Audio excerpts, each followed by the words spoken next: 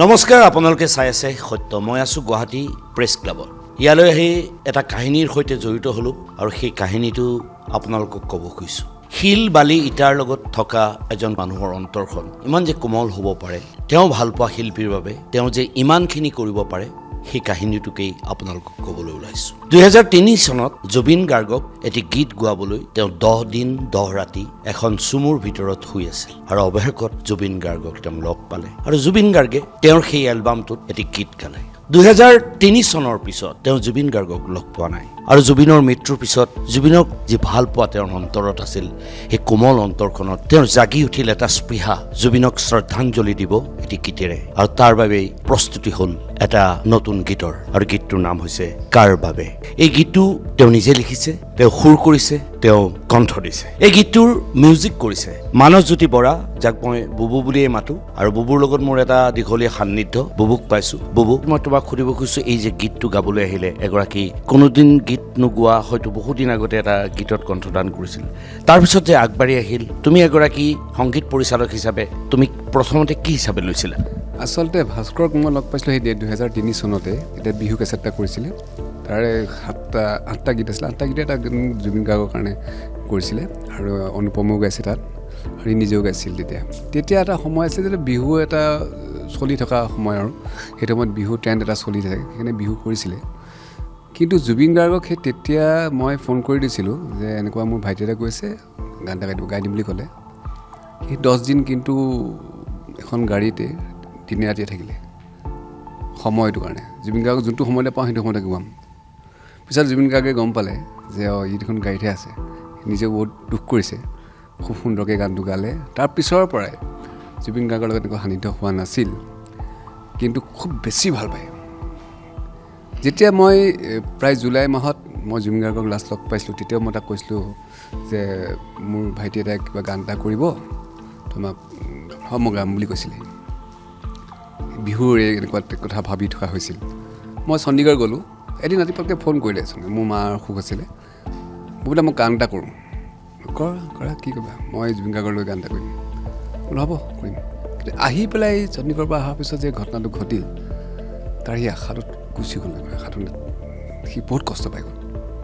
তেতিয়া মই বহুত এই 20-22 বছৰৰ পিছত যেতিয়া ভাস্কৰে মোক ফোন কৰাৰ পিছত মই ভাবিলোঁ যে এতিয়া সি নিজে ক'লে যে মই এটা গান গাম জুবিন গাৰ্গৰ সোঁৱৰণত, ট্ৰিবিউট টু জুবিন গাৰ্গ। তেতিয়া গানটো লৈ আহিছে, লিখাখিনি লৈ আহিছে। সি মনত যি ভাবিছে সেইটোকে লিখিছে, যি সুৰ আহিছে সেইটোকে গাইছে। নাই, অকণ সজাব লাগিব। 1 মাহ 1.5 মাহ গ'ল, 2 মাহ গ'ল, তাৰপিছত গানটো হৈ গ'লগৈ। আৰু সেই যে সি আজি গুৱাহাটী ৰিলিজ কৰিছে, এইখিনি ক্ষেত্ৰত কিন্তু অনুপমে বহুত সহায় কৰিছে। অনুপম নোহোৱাহেঁতেন আজি কিজানি এনেকুৱা এটা ধুনীয়া অনুষ্ঠান নহ'লহেঁতেন। আৰু তাৰপিছত সেই গান গাবৰ কাৰণে মোৰ তাৰ ৰাতি 11টা বজাত আহে, গোলাঘাটৰ পৰা যোৰহাটলৈ। আৰু সঁচাকৈ জুবিন গাৰ্গক ইমান বেছি ভাল পোৱা, আমিও ভাল পাওঁ, আমিও অলপ বাল্যকালৰ বন্ধু একেলগে, আমাৰ গোটেই অসমীয়া ভাল পায়। কিন্তু সি তেখেত যোৱাৰ মৃত্যু হোৱাৰ পিছত কি কেনেকৈ মৰমটো দিব, সেইটো এটা প্ৰশ্ন এটা হৈ আছিল, আৰু সেইটোৱে আজি।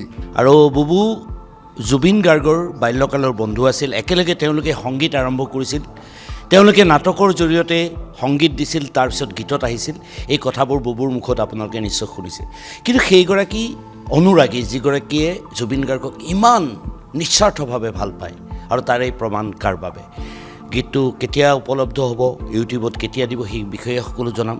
কিন্তু অনুপম আছে, অনুপম শইকীয়া, আপোনালোকে সকলোৱে জানে। অনুপমে আজিৰ এই অনুষ্ঠানটো খুব সুন্দৰভাৱে আয়োজন কৰিছে। অনুপম, যে কি ক'বা? আচলতে অসমীয়া সাংস্কৃতিক ক্ষেত্ৰখনত আজি এটা নতুন গীতৰ সংযোজন, আৰু সেইটো এইকাৰণে ব্যতিক্ৰমী যে আচলতে গীত গাই থকা মানুহে গোৱা নাই। গতিকে ভাস্কৰ বৰা মোৰ ভাতৃপ্ৰতিম, মৰমৰ ভাইটি, যোৱাবাৰ বহাগত মোক তেওঁলোকৰ অনুষ্ঠানতো মাতিছে। গতিকে খুব সুন্দৰ আতিথ্যৰে মই গোলাঘাটত অনুষ্ঠান পৰিৱেশন কৰি আহিছোঁ। ইমান ধুনীয়া আতিথ্য দিছে, তেওঁৰ ঘৰতেই হওক বা গোটেই কমিটিখনেই হওক, আজিও আচলতে এইখিনি সজীৱ হৈ আছে। গতিকে ভাস্কৰে যেতিয়া মোক ফোন কৰিলে যে এটা গীত কৰোঁ, গোলাঘাটত ৰিলিজ কৰিম ৰাজা বৰুৱা যাব লাগিব আৰু আপুনি আহিব লাগিব অনুপম দা তেতিয়া মই ক'লোঁ যে তুমি যদি গোলাঘাটত ৰিলিজ কৰা আমি ইমান দূৰ যাব লাগিব আহিব লাগিব আমাৰো কাম কিছুমান থাকে সময় সুবিধা মিলাবলৈ চব ফালৰ পৰা সকলোৰে সমানে দিগদাৰ হয় তাৰ উপৰি গুৱাহাটীত কৰিলে তুমি যিটো মানে মিডিয়াৰ যিটো ছাপোৰ্ট পাবা গোলাঘাটত হয়তো সকলোখিনি মিডিয়া আমি নাপাম গতিকে তুমি যদি ইচ্ছা কৰা আমি ৰিলিজিংটো গুৱাহাটীত কৰিলে গোলাঘাটৰ পৰা তোমালোক গুচি আহিলেই হ'ব তেতিয়াহ'লে বেছি কথাটো তোমাৰ কাৰণে সুবিধাজনক হ'ব আৰু পাব্লিচিটিৰ ক্ষেত্ৰত সুবিধা হ'ব গতিকে আজিৰ দিনটোতে আচলতে তেনেকৈ এৰেঞ্জমেণ্ট কৰি গুৱাহাটী আমবাৰীস্থিত এই প্ৰেছ ক্লাবত অনুষ্ঠানটি আয়োজন কৰি আপোনালোকৰ উপস্থিতিত সকলোৰে উপস্থিতিত সুন্দৰকৈ কাৰ বাবে শুভমুক্তি হ'ল গতিকে এতিয়া গীতটি ৰাইজে সকলোৱে শুনিবলৈ পাব চাবলৈ পাব অনুপম শইকীয়া অফিচিয়েল ইউটিউব চেনেলত গীতটি আচলতে জুবিন গাৰ্গৰ প্ৰতি থকা যি প্ৰেম যি ভাল পোৱা মৰম শ্ৰদ্ধা ভক্তি গোটেইখিনিৰ আঁৰৰ আচলতে এটা গীত গতিকে গোটেইখিনি কথা জুবিন গাৰ্গৰ সৈতে সন্নিৱিষ্ট হৈ আছে ভাস্কৰৰ গতিকে ভাস্কৰে এইখিনি অনুভৱ কৰি তাৰ অনুভৱৰ এয়া বহিঃপ্ৰকাশ এটা যে কাৰ বাবে গীতটো আৰু মানসে মানে বুবুৱে ইমান ধুনীয়াকৈ মিউজিক কৰিছে মিউজিক বৰ সুন্দৰ হৈছে তাত ৰাজাই বজাইছে আৰু ব্ৰজে বজাইছে গীটাৰ বাঁহী বজাইছে দাদুৱে গতিকে আটাইখিনি ভাল ভাল মিউজিচিয়ানছে কাম কৰিছে বুবুৰ ষ্টুডিঅ'ত যোৰহাটত কাম হৈছে গতিকে মোৰ অফুৰন্ত শুভেচ্ছা জ্ঞাপন কৰিছোঁ আৰু ৰাইজকো ক'ব খুজিম যে ভাস্কৰে যি প্ৰয়াস কৰি পেলাই গীতটি সজাই পৰাই তুলি আপোনালোকৰ কাৰণে আজি আগবঢ়াই দিছে আপোনালোকে খুব আন্তৰিকভাৱে শুনিব চাব আৰু গীতটিৰ মাজত যিহেতু ভাস্কৰ প্ৰফেশ্যনেল ছিংগাৰ নহয় কিন্তু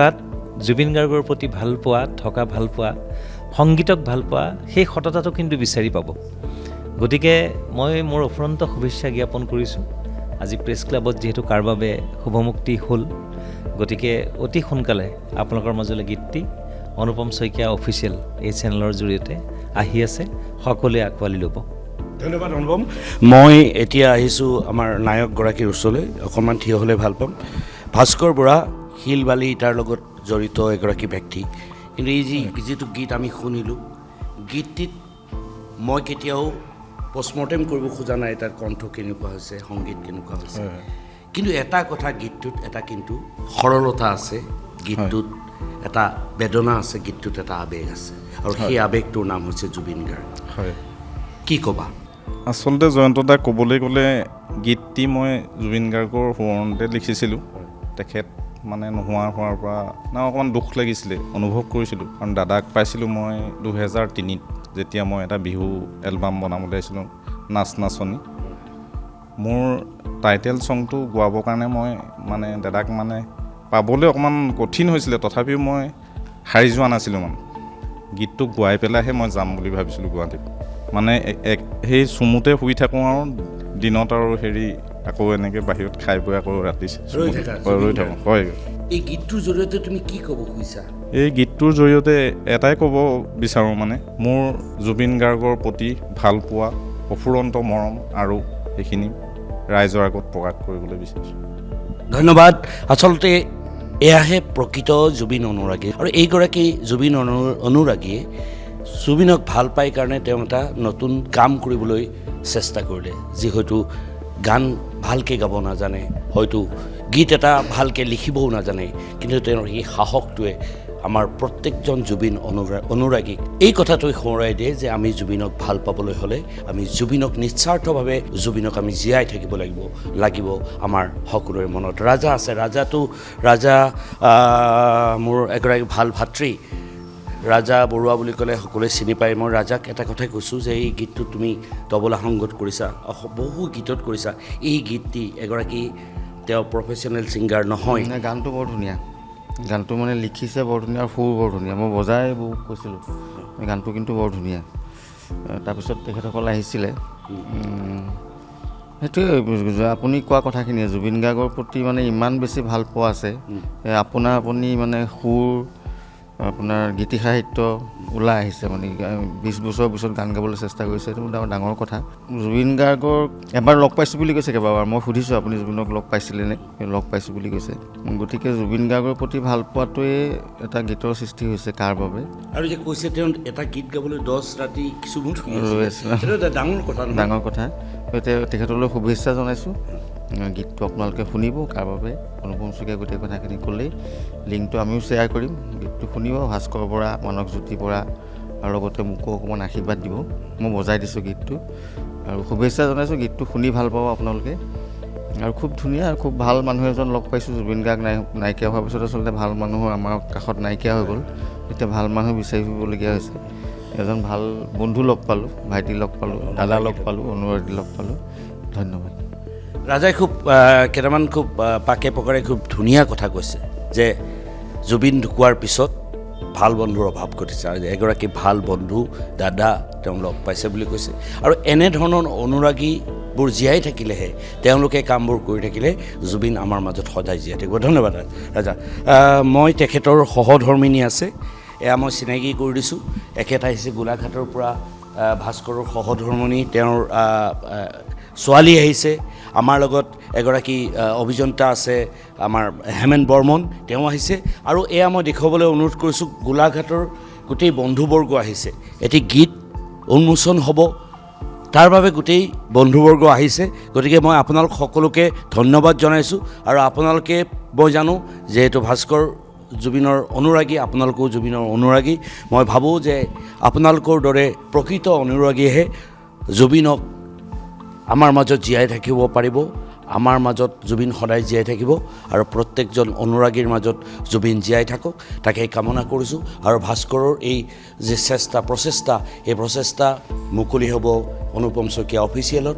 আপোনালোকে গীতটো কাৰ বাবে বুলি চাৰ্চ কৰিব, চাব, আপোনালোকে কমেণ্ট কৰিব। আৰু এই আপোনালোকৰ কমেণ্টবোৰ পালে হয়তো তেওঁ ভৱিষ্যতে আকৌ নতুন গীত এটাৰ কাৰণে প্ৰস্তুত হ'ব পাৰে। সেইখিনি কৰিবলৈ মই আপোনালোকক অনুৰোধ জনাইছোঁ। আৰু আমি সকলোৱে অসমীয়া সংগীতক জীয়াই ৰাখিব লাগিব। জুবিনে যি বিচাৰিছিল, যি কৈছিল, সেই কথাবোৰ আমি অনুধাৱন কৰিব লাগিব। আমি সেই দৰ্শনেৰে আগবাঢ়ি যাব লাগিব, আৰু অসমীয়া জাতিক আমি সবল কৰি তুলিব লাগিব গীতেৰে, সংস্কৃতিৰে। ধন্যবাদ। চাই থাকিব